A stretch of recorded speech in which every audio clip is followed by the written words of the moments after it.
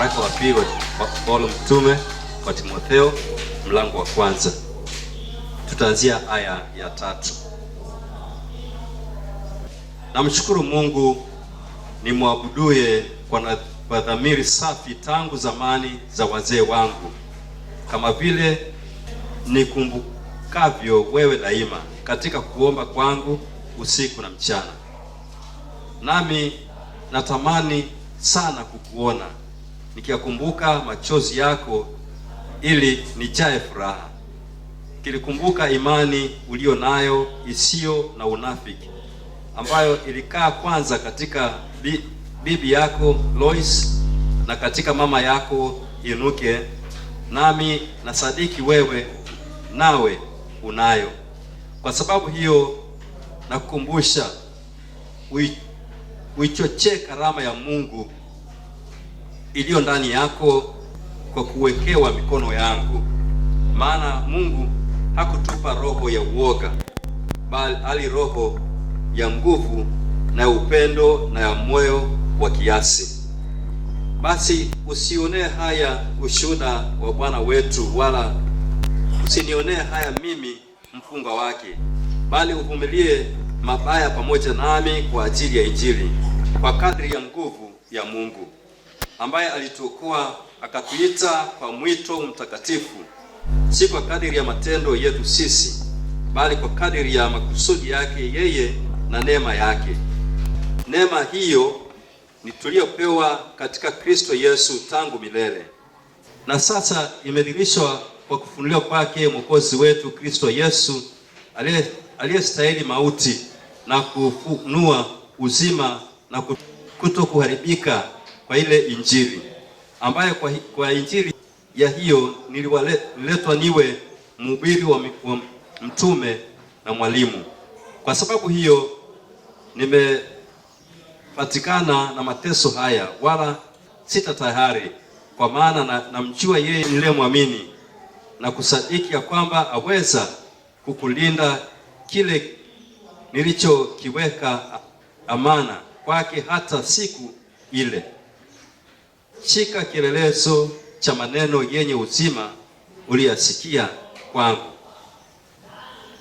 katika imani na upendo ulio katika Kristo Yesu. Ilinde ile amana nzuri ya Roho Mtakatifu akae ndani yetu. Hili ndilo neno la Bwana.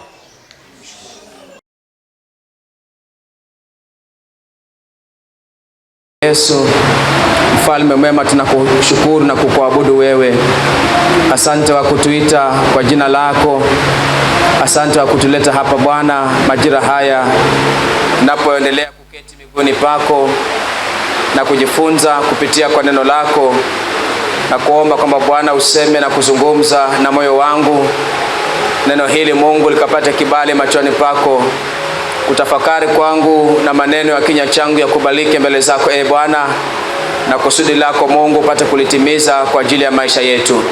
Hivyo sema nasi Roho Mtakatifu wa Mungu Baba, uende pamoja nasi na kujifunua kwetu, tukajue sauti yako, na zaidi sana kutuelekeza katika hatua inayokupendeza wewe. Kwa jina la mwanao Yesu Kristo Mwokozi tunaomba na hata kuamini. Amen.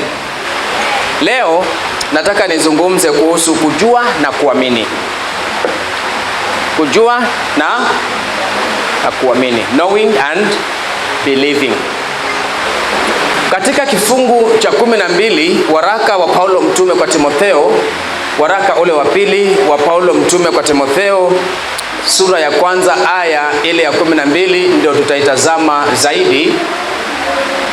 Mstari ule wa 12 naomba tusomewe tena ili tuweze kuyanakili maneno yaliyoko pale. Ni maneno ya msingi wa jambo hili ambalo tunataka tukalizungumzie mchana huu. Sababu hiyo kutokana na mateso haya, wala tayari, kwa maana namjua yeye niliyemwamini na kusadiki ya kwamba aweza kukulinda kile nilichokiweka amana kwake hata siku ile. Sasa kwa sababu inapatikana mateso mengi ya namna hii, katika aya hiyo kuna mambo ambayo nataka tukiyafahamu, na kuna mambo matatu pale. Jambo la kwanza ni kujua, the knowing. In this text there are three important things. There is knowing, and then kuna hiyo belief or believing, and then kuna the person ama yule mtu anayejulikana. So there is the person who is known and believed.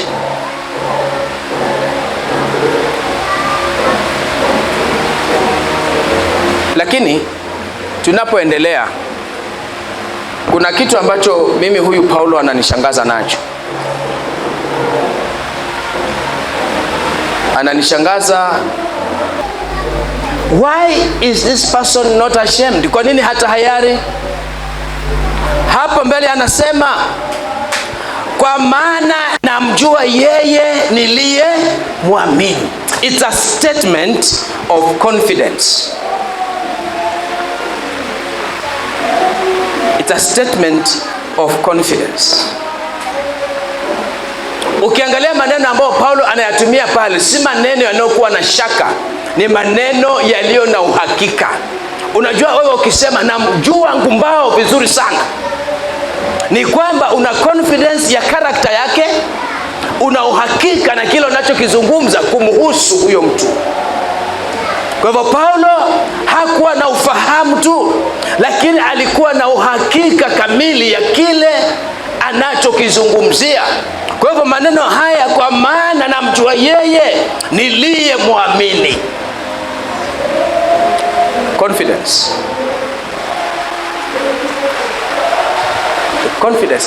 I think tulipoanza hapa, tulipokuwa tunakaribia kuomba, niliuliza watu wa maswali, anayeenda kwa baba yake anastahili kuwa na nini? Bali na mambo mengi yaliyotajwa, heshima nini, lakini kuna kitu ambacho una uhakika nacho, akamba baba hawezi kosa kunifanyia hiki. So tunaenda kwa ujasiri na imani kuu ya kwamba yeye anaweza kufanya kile ambacho unahitaji kutoka kwake. Maneno yaliyotumika pale, nimetangulia kusema kwamba ni maneno yasiyoonyesha ubadilikaji wa msimamo. Ni maneno ambayo yanaonyesha msimamo na uhakika wa imani katika kile ambacho Paulo anakizungumzia. Hakuna neno kama I trust so, or I hope so, or I think anaweza, but ni kwamba I know. Maneno ya kwamba kuna maneno ambayo yanaonyesha possibilities, lakini Paulo hapa anatumia maneno ambayo yana uhakika. It is all assurance and there is no shadow of doubt in his statement about the one he believes in. So there is no shadow of doubt. So ana uhakika kamili ya kwamba yeye amuaminie anaweza. Ndipo anasema, maana namjua yeye niliyemwamini na kusadiki. Kusadiki sasa ni kwamba ninaamini. Na sadiki, yani naamini ya kwamba anaweza. Anasema ya kwamba aweza kukilinda kile nilichokiweka amana kwake hata siku ile ya mwisho. Sijui kama uhakika huu uko nao leo. Sijui kama una uhakika hata unapoenda kwa Mungu katika sala zako.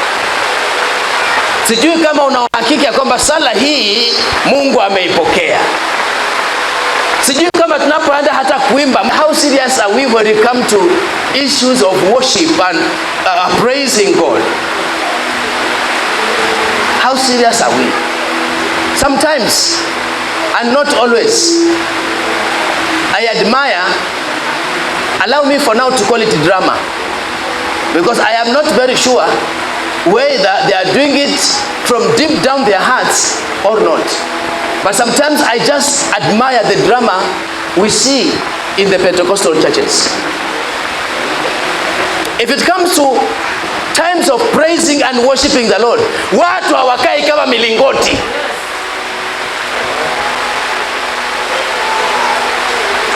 Lakini huku unakaa kama mlingoti mpandwa, yani wewe ni kizingiti cha nyumba, huondoki, uko pale Lakini la kunistajabisha, pamoja na ulingoti wako na uzingiti wako uliokita pale, maana umekita mizizi, hubanduki, usongezwi, pakatokea mambo hapa. Hizo mbio watu watatimua hapo, utashangaa. Lakini wakati wa kumsifu Mungu tumepandwa.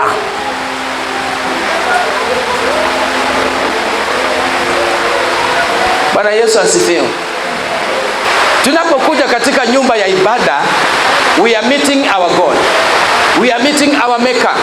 We are meeting a God who is supreme above all, above everything.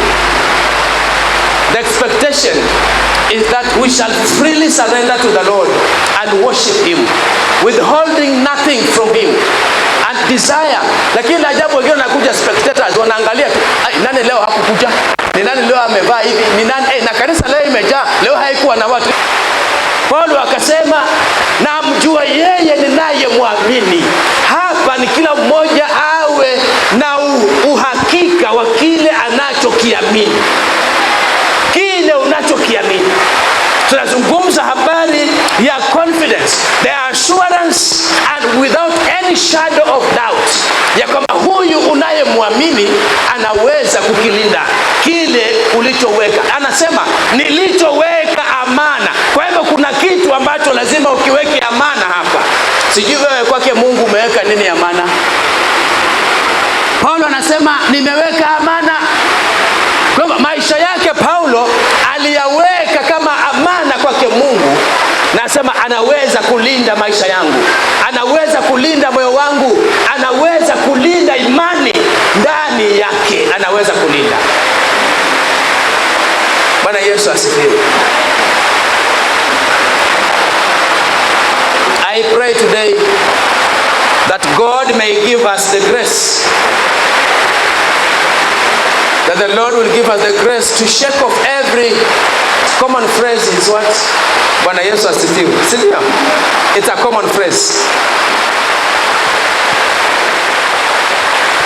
Even a drunkard today, akija hapa, atasema na wasalimu katika jina la Bwana. Bwana Yesu asifiwe.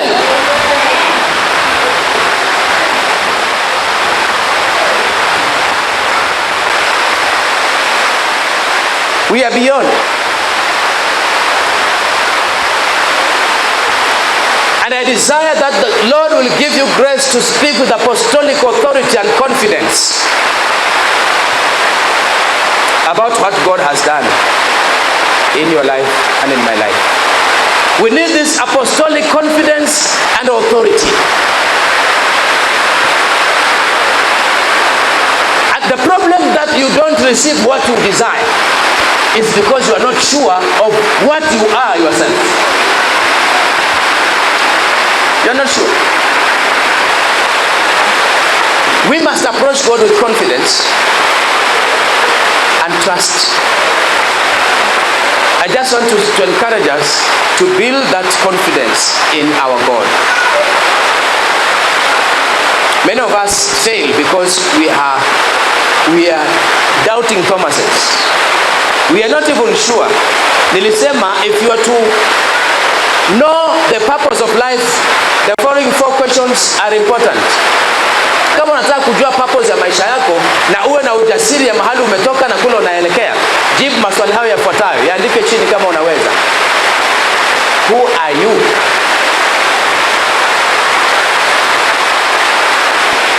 Umewahi kuenda kwa interview alafu unaulizwa introduce yourself. I am so and so. I was born in Kaloleni. My mother is called this. My father. And that is a job interview. Who are you? The question who are you is very important. Define yourself. And some of us don't understand our position. Don't understand ourselves.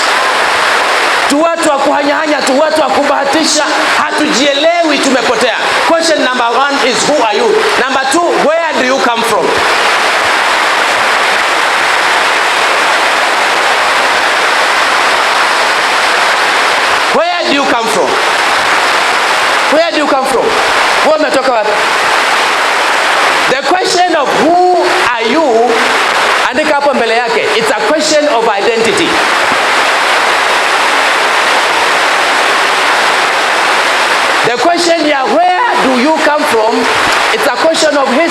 tunazungumza history, background.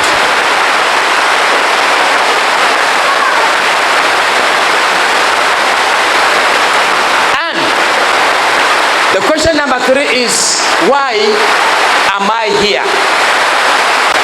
Why am I here? Kwa nini huku hapa? That's a question of purpose. It's a question of purpose. Why am I here? And the final question is, where am I going?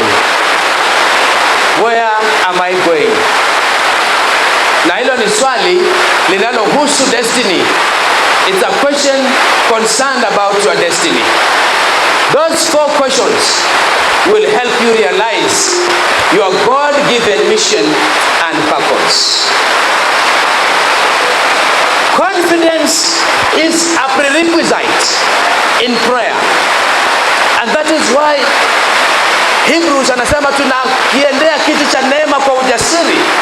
Kwa hivyo tunapokosa ujasiri ndani ya Mungu, tunapungukiwa na mambo mengi ambayo tunayahitaji na mengine ambayo tungeyapata yakatusaidia katika maisha yetu. Yafuatayo ni mambo ambayo tunayapata katika kifungu hiki. Ya kwanza, this knowing and believing is of saving character. This knowing and believing, which is of saving character, must be centered on Jesus Christ. Kwa hivyo huko kujua na kuamini lazima kuwe kumezunguka katika jina la nani? La Yesu Kristo. Kuna kajamaa alikuwa tajiri sana. Tunakasoma katika maandiko. Kakamwendea Yesu, kakamwambia, Bwana mkubwa, nifanye nini nipate kurithi ufalme wa Mungu? Yesu akamuuliza, je, unazijua amri? Akasema, mimi nafikiri unauliza mambo mengine kumbe ni mambo ya amri. Hayo mambo niliyajua hata nikiwa mtoto mdogo. That means alienda katika Hebrania, katika mafunzo ya Kiebrania, akafundishwa amri zile za Bwana na akazitaja vizuri. Lakini Yesu akamwangalia, akamhurumia, akamwambia, umepungukiwa na kitu kimoja. Nenda ukauze vitu zote ulizo nazo, halafu uje unifuate.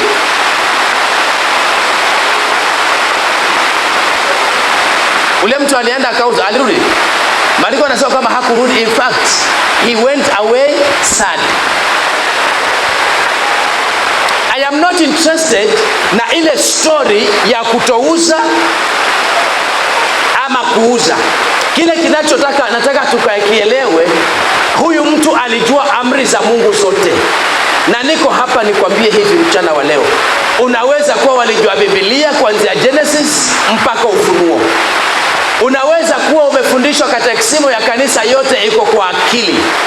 Unazikariri sheria za Mungu ziko kwa akili. Lakini na sijasema hiyo ni bure.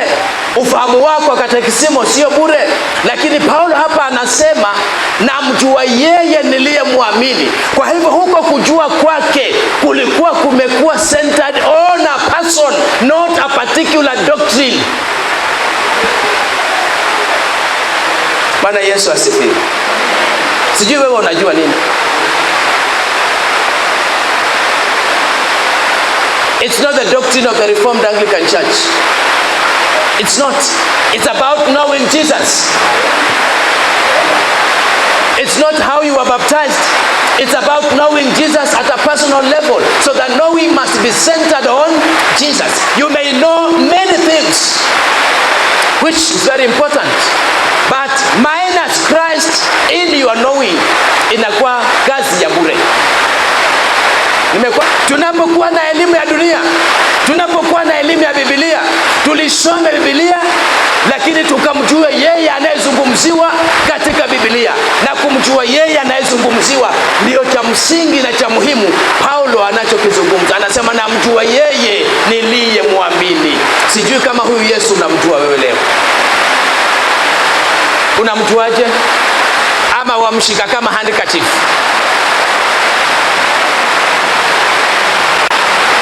Unajua handkerchief ya kumbukwa wakati umesweat, ama kama una mafua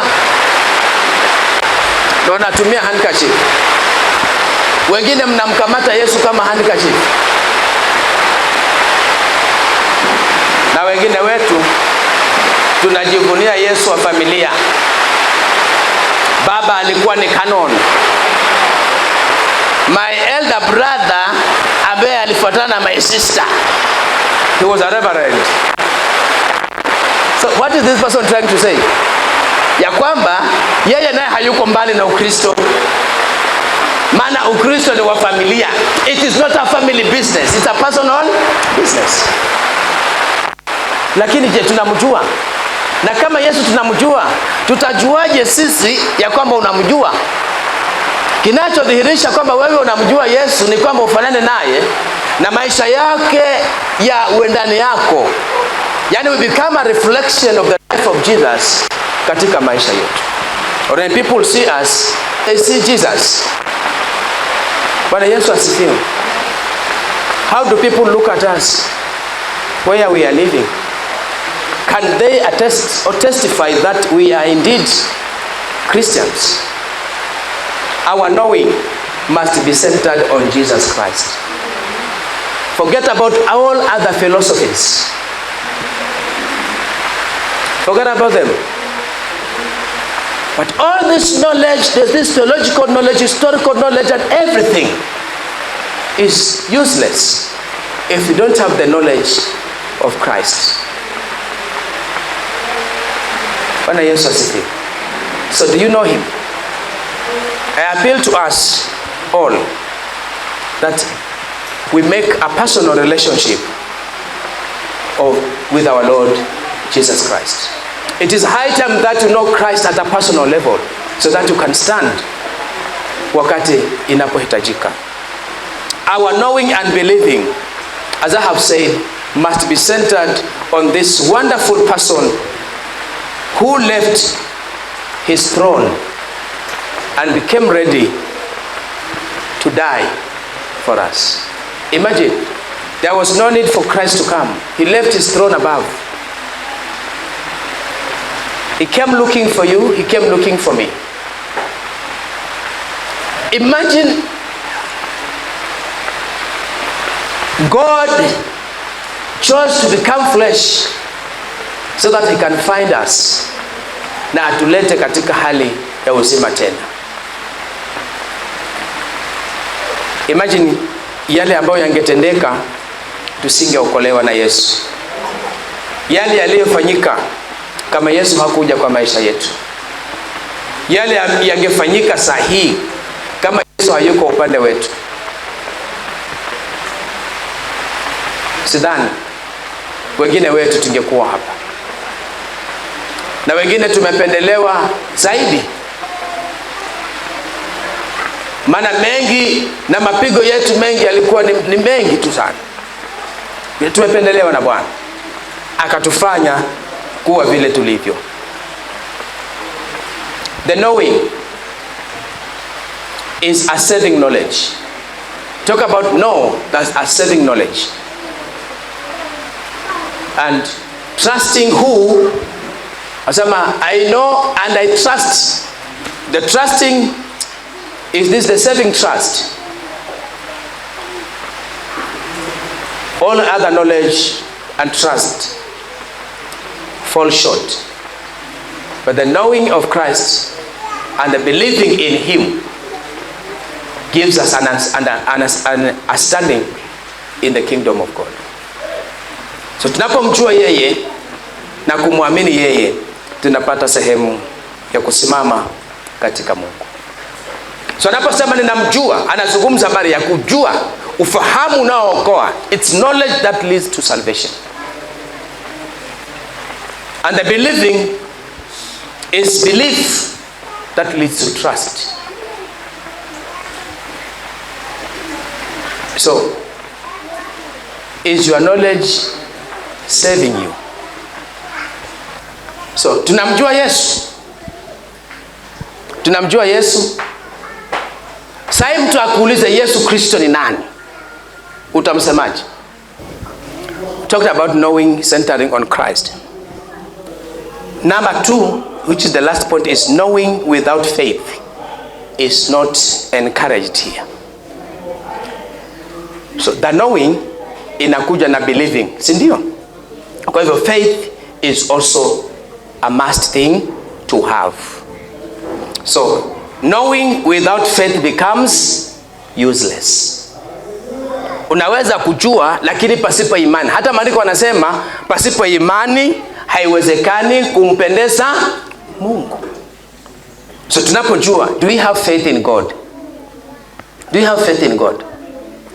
Unapokufungua moyo ni imani na kumruhusu Mungu achukue nafasi yake ndani yako. Je, sijui kama una imani na yale unayoyaombea. Hii imani yako mbele ya Mungu inakaa namna gani? Imani yako iko namna gani? Paulo akasema nina hakika anaweza kukilinda. Huo si ujasiri peke yake, lakini imani ya kwamba na hakika Bwana anaweza, hata hili nina imani litapita. Ninaamini ya kwamba mimi ni mtoto wa Mungu. Yaani una uhakika kabisa, imani iliyothibitika, imani iliyo wazi. You know, imani si kitu unaona. Uwezi uone pesa ndio useme nina imani. Hata sasa kuna mtu alisema let the poor say what? I am rich and the weak are strong. Those poor, the poor anaposema I am rich, ameona kifurushi cha pesa. Anasema I am rich wakati hakuna kitu na hata pengine analala njaa, lakini anasema I am rich. You are rich where there is nothing. Literally there is nothing.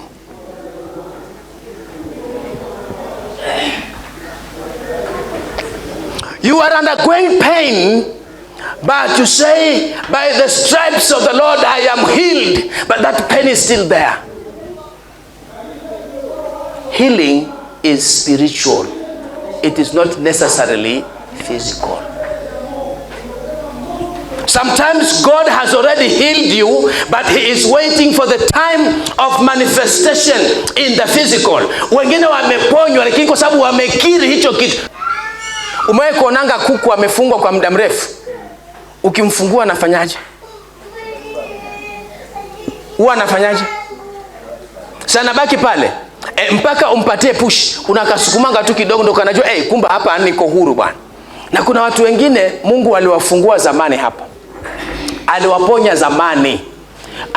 Aliwakomboa kutokana na vifungo vyenu zamani.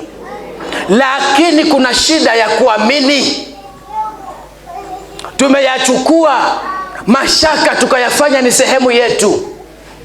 Shida tumezifanya ni zetu. Umewahi kupigia mtu simu, unampigia simu, how are you this morning? Hata usiseme. Na mngoja bwana.